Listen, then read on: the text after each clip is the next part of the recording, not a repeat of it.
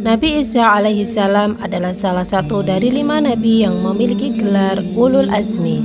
Di antara yang lainnya yaitu Nabi Muhammad, Nabi Musa, Nabi Ibrahim, dan Nabi Nuh alaihi salam.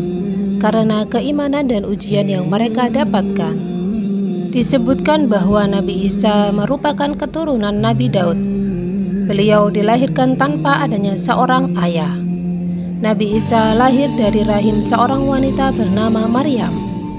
Banyak orang menuduh kalau Maryam berbuat zina karena lahirnya Nabi Isa. Nabi Isa lahir sekitar tahun 622 tahun sebelum hijrahnya Rasulullah dari kota Mekah ke kota Madinah. Beliau lahir di Bethlehem, dekat Baitul Maqdis, daerah Palestina di bulan Zulhijjah. Nabi Isa lahir dari seorang ibu bernama Maryam binti Imran. Lahir tanpa seorang ayah dalam artian bahwa Allah Subhanahu wa Ta'ala memberikan mukjizatnya kepada Maryam dalam keadaan perawan dapat melahirkan seorang anak tanpa ayah. Saat Maryam hamil, dia merasa cemas dan khawatir karena di masa itu hamil tanpa suami adalah aib yang dapat mencoreng nama baiknya. Maka mendekati kehamilannya, Maryam pun meninggalkan rumahnya. Di bawah sebatang pohon kurma kering, jauh dari rumahnya, Maryam melahirkan Isa di sana. Sekalipun sudah berusaha meninggalkan rumah, berita kelahirannya tetap sampai di telinga para penduduk, hingga dia dituduh berzina oleh mereka. Mukjizat pertama dari Allah pun turun kepada Nabi Isa yang saat itu masih balita. Ketika seharusnya manusia seumurnya belum mampu berbicara, Isa kecil diberikan kemampuan untuk mengucapkan kebenaran. Perkataan Nabi Isa disebutkan dalam surah Maryam yang artinya, "Sesungguhnya aku ini hamba Allah.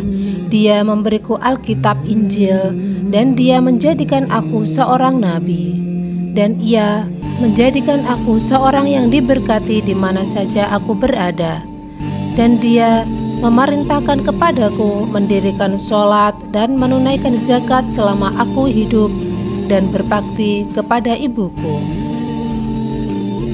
Isa mengatakan bahwa ibunya Maryam tidak melakukan kesalahan apapun.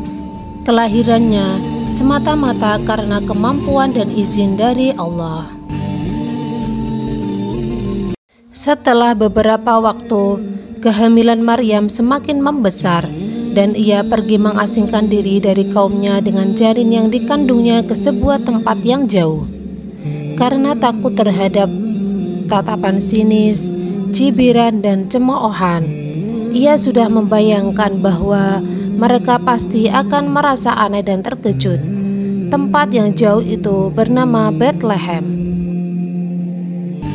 Setelah Maryam pergi ke tempat yang jauh di Bethlehem dan selang beberapa waktu, di sanalah ia merasakan rasa sakit hendak melahirkan yang membuatnya terpaksa bersandar pada pangkal pohon kurma. Tidak ada seorang pun yang mendampingi Maryam di sana.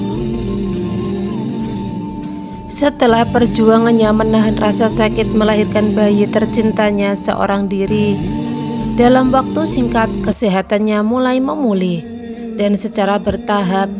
Setelah memakan kurma masak dan meminum air dalam tempo yang juga relatif singkat, ia benar-benar kembali pada kondisi normalnya.